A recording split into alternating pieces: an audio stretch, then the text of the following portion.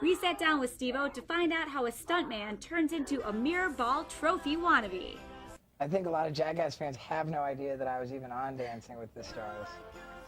And I think a lot of the people who were watching Dancing with the Stars sort of innocently, had no idea of all the stuff I put up my butt, But hold your breath, because tonight will be the night. Coming off a downward spiral and a stint in rehab and living in a halfway house, it seemed like a really appropriate and I'd say wise move for me to do Dancing with the Stars.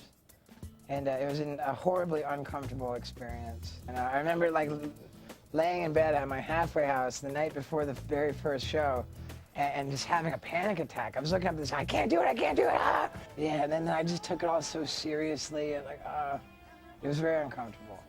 Before he hit the dance floor, he hit rehab, and he's now been sober for 4.5 years, something that wasn't easy while filming with his Jackass co-stars.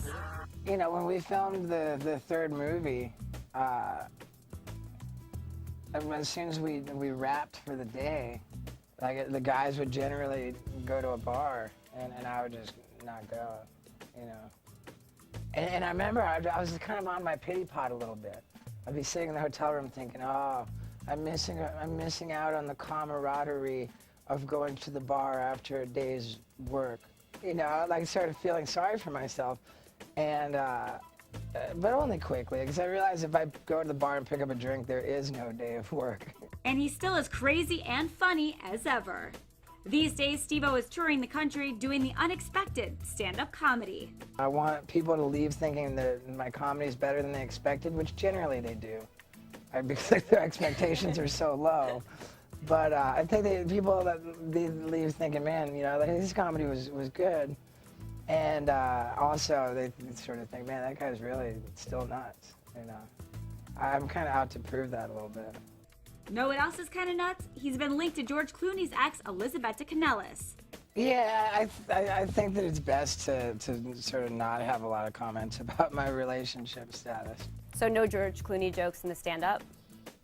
It's come up around radio interviews, and like early on, I cracked a couple jokes, but I just didn't feel good about that, and I don't know. I like to be sort of pick on myself a little more. And look for him on the small screen on True TV's Killer Karaoke coming soon. It's really silly. It's people singing karaoke while horrible things happen to them. Like what kind of horrible thing? Like they get electrocuted, stuff like that. And they have to keep singing no matter what, or they're not going to get voted through to the next round. And these are real people that actually wanted to be on the show? Sure, yeah, it's crazy. People really they want to be on TV. Wow, and for more from the world of Steve-O, you can follow him on Twitter.